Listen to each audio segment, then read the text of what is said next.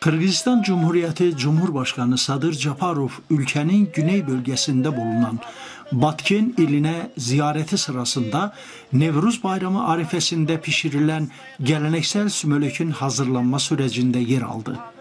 Devlet Başkanı, saygıdeğer aksakallar ve mahalle sakinlerinden oluşan bir çevrede ateşin etrafında konuştular. Katılımcılar manasçı, akınlar, komuzçular ve akordeoncular eşliğinde küçük bir konser programı izlediler.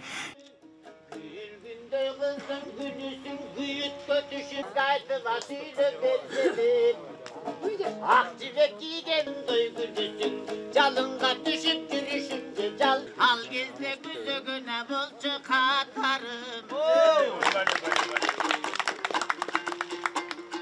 Sana yündürdü. Buralama oydu oygana yaşlardı.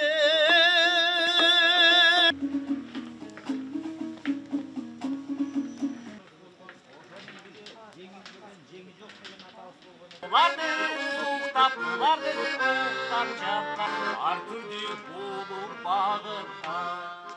Geleneğe göre Sadır Japarov hazırlanan sümülük kazanını karıştırdı ve ritüele eski Kırgız inançlarına göre gerçekleşmesi gereken dilek buna eşlik etti. Ey Allah'ım, halkımıza mutluluk ver, lütuf, rıza ver, yıl verimli olsun. Bırakın yeryüzü insanları zenginleşsin. En önemlisi barış olsun dedi Başkan Sadır Japarov. Aksakallar da devlet başkanını kutlayarak Kırgızistan'a refah ve barış dilediler. Kut ketmesin. Üyümüzde daim tinçlik, amançılık bolup birinci densoğluk, ikinci kengçilik. Allah Teala sizlerge ketpes devlet keng beyil versin. Rahmat can. Vatanız değilsin. Bardık calp beyli üzge değilsin. Batken jerge özde tırşçılık olsun. Tut bereke olsun. Sümölöğümüzde. Rahmat.